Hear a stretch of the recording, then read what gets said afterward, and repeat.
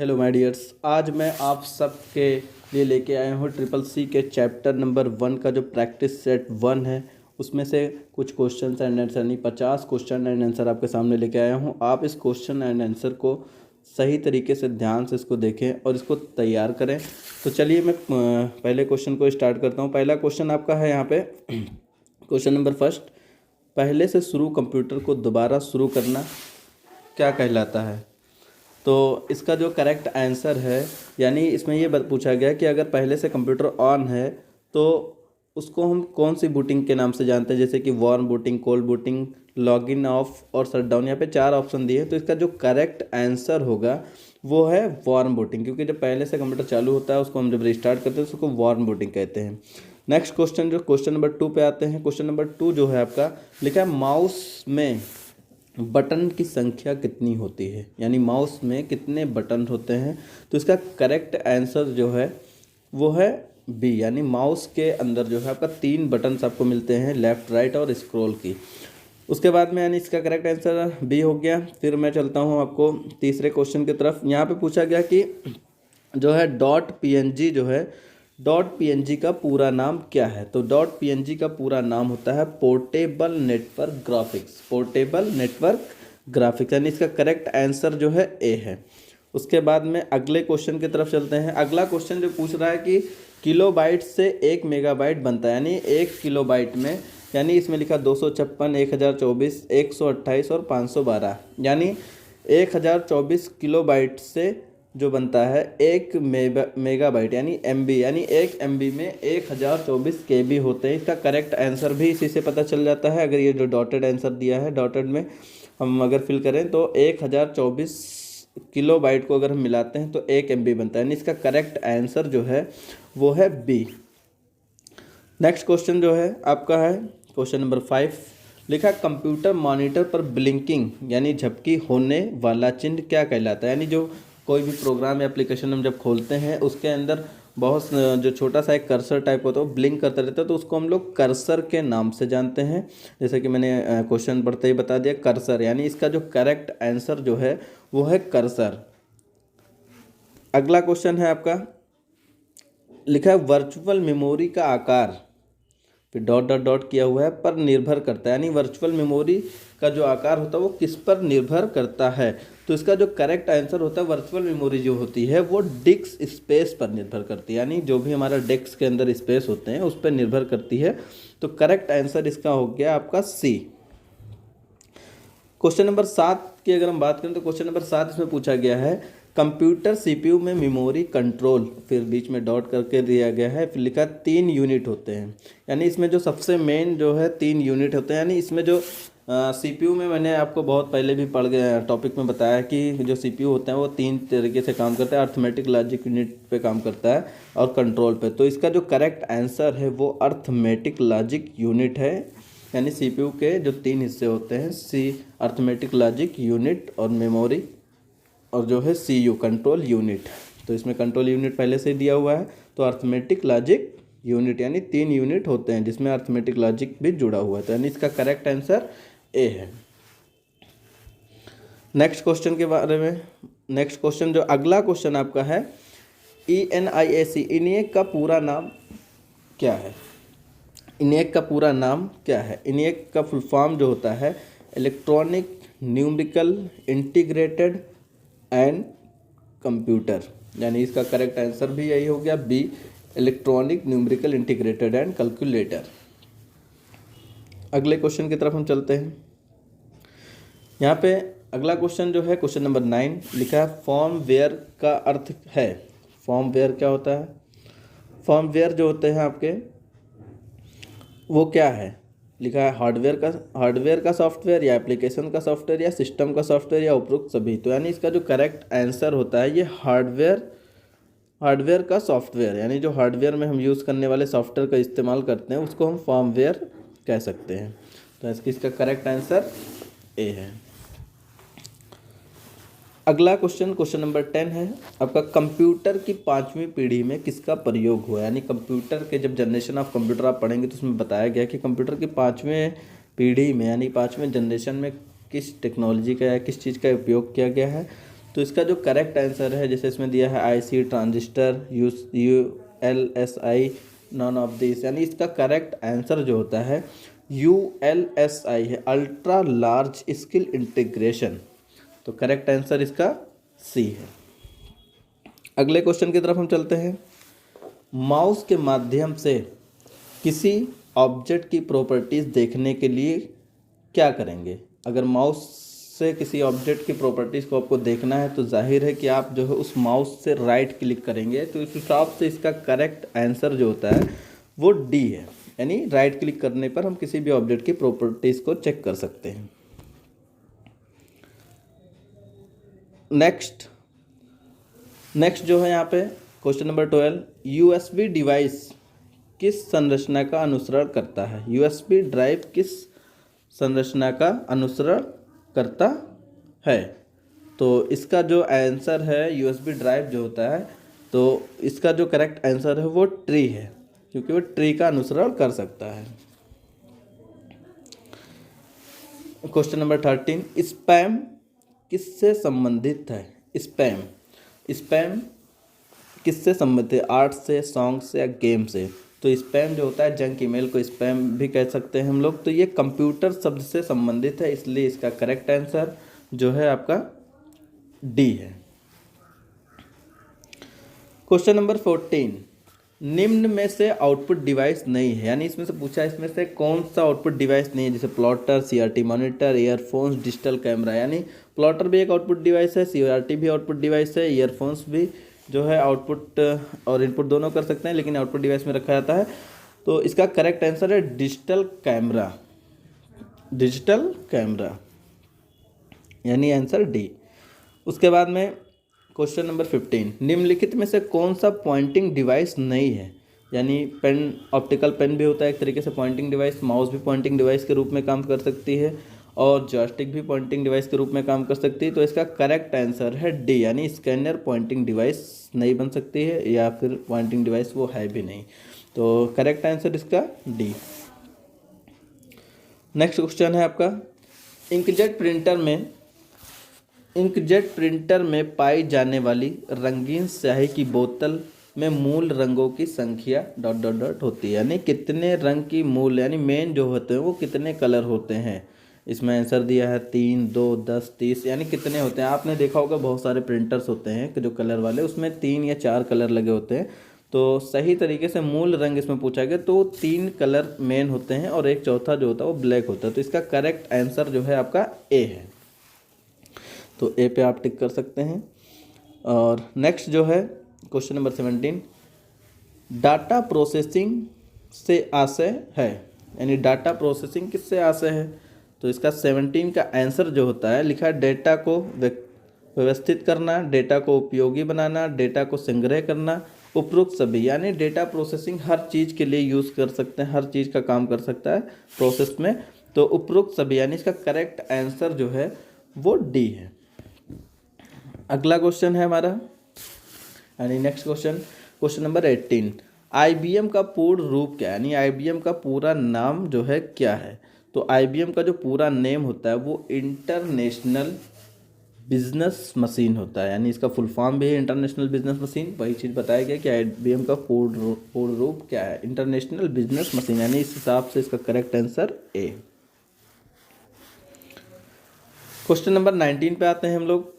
यहाँ पे micro processor के निर्माता कौन है? माइक्रो प्रोसेसर जो होता है वो एक सीपीयू को, माइक्रो प्रोसेसर हर सीपीयू के अंदर लगी होती है, उसी को माइक्रो प्रोसेसर के नाम से भी जानते हैं। तो इसको बताया गया किसके द्वारा ये निर्माता इसके कौन है, यानी इसको किसने निर्माण किया है? तो आपने हिस्ट्री में पढ़ा होगा कि इंटेल द्वारा माइक्रो प्रोसेसर का निर्माण किया गया था। तो इसका करेक्ट आंसर इंटेल है, यानी ए। नेक्स्ट क्वेश्चन लिखा है MP3 ... है। MP3 किससे संबंधित है? एक तरीके से, इस तरीके से भी कह सकते हैं, यानी माउस से या प्रिंटर से, साउंड फॉर्मेट से, मोबाइल फ़ोन से। तो MP3 जो होता है वो साउंड से ही इसका कंपैरिजन किया जा सकता है, क्योंकि साउंड जो भी हम लोग म्यूज़िक वगैरह बजाते हैं तो उसका जो फॉर्मेट होता है वो .mp3 में होता है, इसलिए ये साउंड फॉर्मेट से, इसलिए करेक्ट आंसर इसका सी होगा, क्योंकि साउंड फॉर्मेट से ही इसके लेन देन किया जा सकता है, साउंड फॉर्मेट से ही कंप्रोमाइज़ कर सकते हैं, यानी .mp3 जो होता है वो साउंड ही होती है, तो साउंड फॉर्मेट यानी आंसर इसका सी। नेक्स्ट क्वेश्चन है, कंप्यूटर का वो भाग जिसे हम छू नहीं सकते, यानी ऐसा कंप्यूटर का कौन सा पार्ट है जिन्हें हम छू नहीं सकते हैं, तो वो इसका करेक्ट आंसर आप जानते होंगे कि हार्डवेयर है, मॉनिटर है, CPU है, सॉफ्टवेयर है। यानी हार्डवेयर को तो छू ही सकते हैं, मॉनिटर को भी छू सकते हैं, CPU को भी टच कर सकते हैं, तो सॉफ्टवेयर ही ऐसा चीज़ है जिसे हम छू नहीं सकते, यानी टच नहीं कर सकते, तो इसका correct answer C. Next question है, इनपुट को आउटपुट में रूपांतरण कौन करता है, यानी इनपुट को आउटपुट में रूपांतरण यानी बदलता कौन है, तो इसका करेक्ट आंसर जो है वो है डी, क्योंकि CPU ही है जो जिसको इनपुट से आउटपुट में बदलने का काम करता है, यानी correct answer D. Question number 23, firewall dot dot dot लिख के फिर आगे लिखा है, यानी फायरवॉल क्या है, एक तरीके से हम इस तरीके से कहते हैं, तो लिखा है कंप्यूटर को नुकसान पहुंचाता है, कंप्यूटर की सुरक्षा करता है, ऑपरेटिंग सिस्टम है, या ऑल ऑफ दिस। तो जो फायरवॉल होता है वो हमारे कंप्यूटर में हैकर्स को घुसपैठ करने से रोकता है, जाहिर है कि यानी ये कंप्यूटर की सुरक्षा करता है, तो यानी इसका करेक्ट आंसर जो है वो बी है, कंप्यूटर की सुरक्षा करता है। क्वेश्चन नंबर 24 लिखा है, पुनः प्रयोग की जाने वाली ऑप्टिकल स्टोरेज का संक्षिप्त नाम क्या होगा, यानी जिसे कोई ऐसी ऑप्टिकल डिस्क जो CD या DVD हो जिन्हें हम पुनः इस्तेमाल यानी दोबारा इस्तेमाल कर सकें, तो उसे हम जो है कह सकते हैं RW, यानी रीड एंड राइट, अगर जिसमें रीड एंड राइट कर सकते हैं उसे हम दोबारा इस्तेमाल किया कर सकते हैं, और बाकी जो CDR वगैरह होती है उसमें दोबारा इस्तेमाल नहीं कर सकते, उसको एक बार केवल रीड कर सकते हैं। क्वेश्चन नंबर 25, निम्नलिखित में से सबसे बड़ा कौन है, निम्नलिखित यानी स्टोरेज डिवाइस की बात करें तो सबसे बड़ी स्टोरेज डिवाइस कौन सी है, आपसे पूछा जा रहा है। तो मैंने इससे पहले भी अगर आपने storage device capacity of CPU storage का कैपेसिटी आपने पढ़ा होगा तो उसमें बताया गया होगा कि सबसे बड़ा जो मेमोरी होती है उसे हम ZB कहते हैं, यानी जेटा बाइट होती है, यानी करेक्ट आंसर इसका बी है, ZB जेटा बाइट। क्वेश्चन नंबर 26 लिखा, एक USB पेन ड्राइव किस प्रकार की स्टोरेज डिवाइस में अंतर्गत आती है, एक USB पेन ड्राइव किस प्रकार की स्टोरेज डिवाइस के अंतर्गत आती है, यानी ये किस तरीके की स्टोरेज डिवाइस है, जो प्राइमरी में आती है या सेकेंडरी में आती है, बोथ यानी दोनों में आती है, नन यानी किसी में नहीं आती। तो जो आपका पेन ड्राइव होता है वो हम बाहर से इस्तेमाल करते हैं, यानी सेकेंडरी मेमोरी के रूप में इस्तेमाल होती है, इसलिए हम लोग सेकेंडरी मेमोरी इसे कह सकते हैं। तो ये आपका जो इसका करेक्ट आंसर है सेकेंडरी मेमोरी, यानी correct answer A. Question number 27, bit का समूह कहलाता है, यानी बिट जो होता है उसका समूह क्या कहलाता है, तो बिट का समूह जो कहलाता है वो बाइट, यानी अगर हम जो है 8 बिट को एक बार में अगर मिला दें तो वो बाइट बन जाता है। तो इसका अगर हम ग्रुप बिट को 8 बिट को एक साथ मिला लेते हैं तो वो एक बाइट बन जाता है, इसलिए इस समूह को यानी इस ग्रुप को बाइट कह सकते हैं। तो इसका करेक्ट आंसर बाइट है, यानी सी। क्वेश्चन नंबर 28, निम्न में से कौन सी कुंजी कर्सर के बाएं तरफ के अक्षर को मिटा सकती है, तो बाएं अक्षर से अगर बाएं तरफ से कोई बटन अगर है कीबोर्ड में जो मिटा सकती है तो वो होता है बैक स्पेस की, यानी आंसर इसका करेक्ट आंसर सी। अगले क्वेश्चन की तरफ हम चलते हैं। लिखा, CPU और I/O मतलब होता है इनपुट और आउटपुट के बीच में सिग्नलों के मूवमेंट को कौन नियंत्रित करता है, तो जाहिर है कि जो हम लोग इनपुट और आउटपुट देते हैं तो उसका मूवमेंट को कौन देखभाल करता है, कौन नियंत्रित करता है, तो CPU के अंदर जो मैंने जो 3 हिस्से होते हैं CU ALU भी होता है, तो इसका जो करेक्ट आंसर है यानी कंट्रोल यूनिट का काम होता है जो CPU के मूवमेंट को नियंत्रित में रखता है, तो इसका करेक्ट आंसर बी है, यानी CU control unit.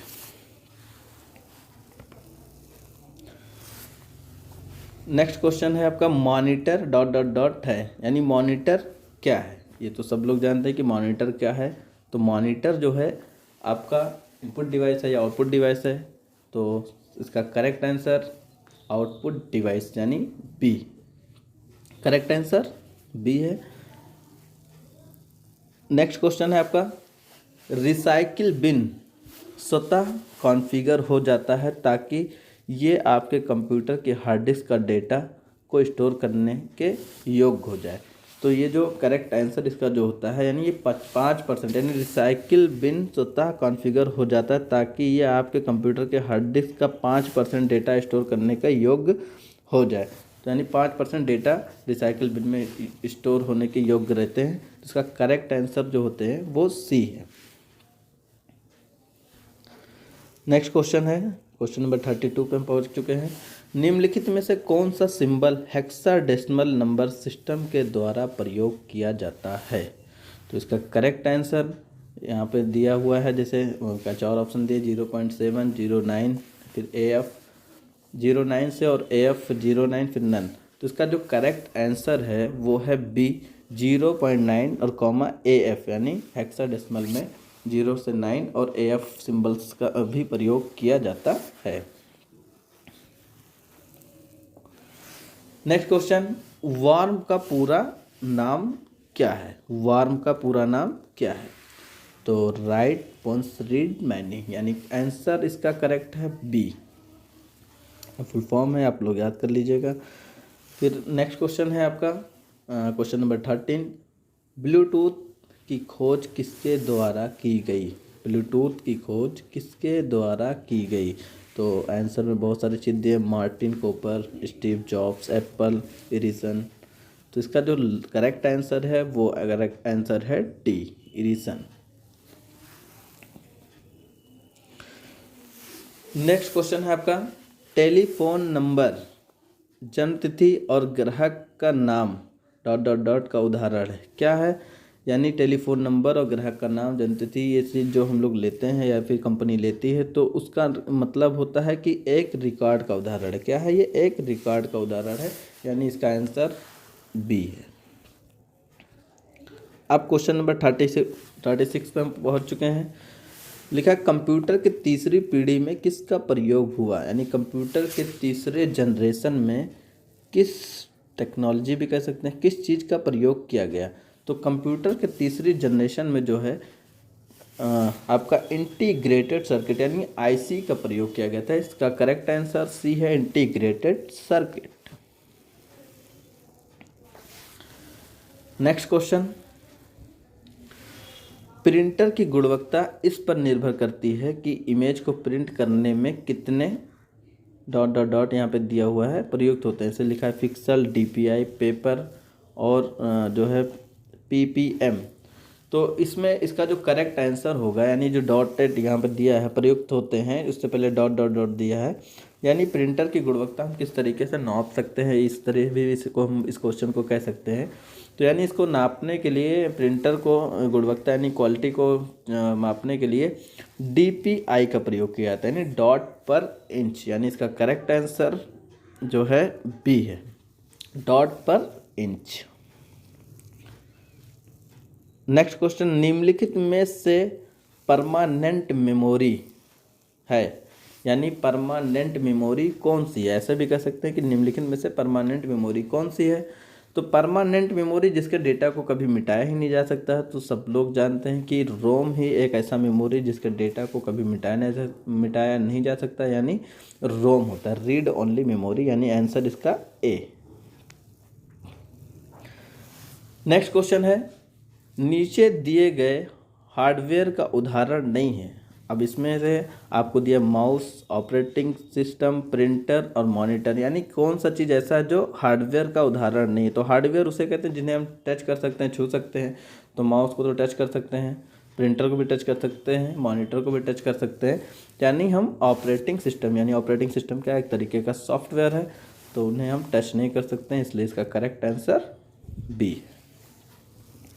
Question number 40, निम्नलिखित में से कौन कौन से कंप्यूटर CPU के मुख्य घटक होते हैं? यानी कौन कौन से कंप्यूटर कौन कौन से कंप्यूटर सीपीयू के मुख्य घटक हैं। मेन जो है सीपीयू के जो मेन अंतर्गत आते हैं, सीपीयू के अंतर्गत मेन जो होते हैं मुख्य जो काम करते हैं वो क्या होते हैं। तो इसमें दिया है सीयू कंट्रोल यूनिट, ये भी सीपीयू का मुख्य घटक है, एलयू भी है और मेमोरी भी, यानी ये तीनों सीपीयू के मुख्य घटक हैं। तो इसलिए इसका करेक्ट आंसर जो होगा वो डी होगा, ऑल ऑफ एबव।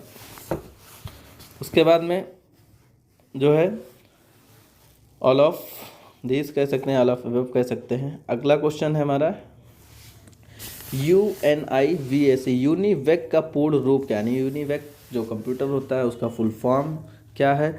तो इसको हम लोग यूनिवर्सल ऑटोमेटिक कंप्यूटर के नाम से भी जानते हैं, इसलिए इसका करेक्ट आंसर ए है, यूनिवर्सल ऑटोमेटिक कंप्यूटर।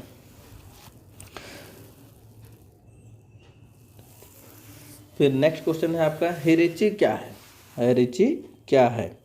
तो हिरिची जो है आपका लिखा है स्टोरेज डिवाइस है या एक नेटवर्क है, कंप्यूटर के मेमोरी को क्रम में दर्शाता है, इनमें से कोई नहीं। तो ये जो हिरिची है ये क्या होता है, कंप्यूटर की मेमोरी को क्रम यानी सीरियल वाइज दर्शाने का काम करता है हिरिची, यानी इसका करेक्ट आंसर सी है। नेक्स्ट क्वेश्चन है आपका CPU ... के नाम से भी जाना जाता है ना, CPU और किसी और नाम से जो जाना जाता है उसका नाम क्या है। एग्जीक्यूट है, माइक्रो प्रोसेसर है, माइक्रो चिप है या मिनी कंप्यूटर है। नहीं, इसमें से हम CPU को और किस नाम से जानते हैं। तो CPU को हम माइक्रो प्रोसेसर के नाम से भी जानते हैं, इसलिए इसका correct answer B. Next question है MICR में R का क्या मतलब होता है। तो MICR का जो फुल फॉर्म होता है मैग्नेटिक इंक कैरेक्टर रिकग्नाइजेशन। तो आप खुद भी फाइंड कर सकते हैं कि R का मतलब होता है रिकग्नाइजेशन, यानी इसका correct answer C. Next question है आपका सामान्य कुंजी पटल में कितने बटन होते हैं, यानी सामान्य साधारण कीबोर्ड में कितने बटन पाए जाते हैं। तो एक जो स्टैंडर्ड कीबोर्ड होता है उसके अंदर ज़्यादातर जो कीबोर्ड में 101 बटन पाए जाते हैं। तो इसमें 104 बटन तो दिया नहीं, किसी किसी कीबोर्ड में 104 भी होता है, लेकिन ज़्यादातर सामान्य कीबोर्ड में 101 बटन होते हैं, यानी इसका आंसर करेक्ट सी है। नेक्स्ट क्वेश्चन है हाइब्रिड कंप्यूटर में फिर ... किया हुआ है का प्रयोग किया जाता है, यानी हाइब्रिड कंप्यूटर में एनालॉग संकेतों का प्रयोग किया जाता है कि डिजिटल संकेतों का प्रयोग किया जाता है कि उपरोक्त दोनों का प्रयोग किया जाता है या कोई भी नहीं। तो हाइब्रिड कंप्यूटर में एनालॉग और डिजिटल दोनों के संकेतों का प्रयोग किया जाता है, इसलिए हम इसे उपरोक्त दोनों भी कह सकते हैं, यानी इसका करेक्ट आंसर है सी।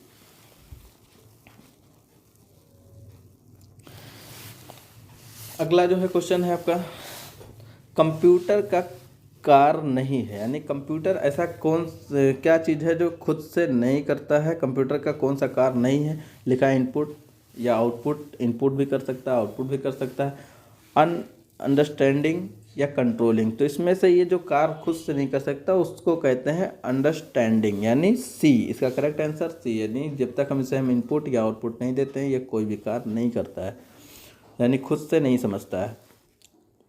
नेक्स्ट क्वेश्चन है आपका 48 पे डेसिमल नंबर सिस्टम का आधार है। डेसिमल नंबर सिस्टम का आधार जो होता है वो आपका 10 होता है, यानी करेक्ट आंसर ए।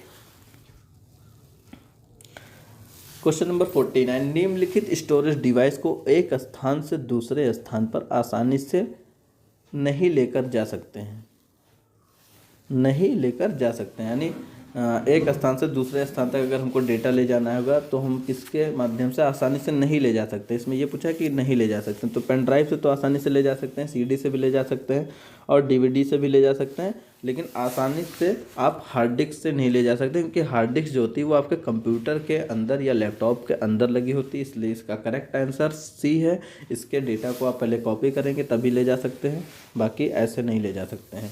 नेक्स्ट जो है आपका क्वेश्चन लास्ट क्वेश्चन है क्वेश्चन नंबर 15 निम्नलिखित में से कौन सा इंटरनेट से संबंधित नहीं है, यानी यहाँ पे पूछा है इंटरनेट से संबंधित, इसमें से क्या ऐसा चीज़ है जो इंटरनेट से संबंधित नहीं है। यानी लिंक्स भी इंटरनेट से संबंधित है, ब्राउज़र भी इंटरनेट से संबंधित है और सर्च इंजन भी इंटरनेट से संबंधित है, यानी इसका करेक्ट आंसर प्रिंटर, यानी पी, यानी सी जो है प्रिंटर इंटरनेट से संबंधित शब्द नहीं है। तो दोस्तों आशा करता हूँ कि आपको ये वीडियो काफ़ी पसंद आया होगा। अगर आपको इस तरीके से और भी प्रैक्टिस सेट चाहिए तो आप कमेंट सेक्शन में जाके हमें बताएं कि इस तरीके से और भी प्रैक्टिस सेट हम इस पर अपलोड कर दें, ताकि आपका जो ट्रिपल सी का पेपर है वो आसानी से सॉल्व हो सके। अगर आपको ये वीडियो पसंद आया हो तो आप वीडियो को लाइक करें, और हाँ, अगर आप हमारे चैनल पर नए हैं तो पहले चैनल को सब्सक्राइब कर लें, क्योंकि मैं इस तरीके की वीडियो और भी लेके आता रहता हूँ। तो फिर मिलेंगे नेक्स्ट वीडियो में अगले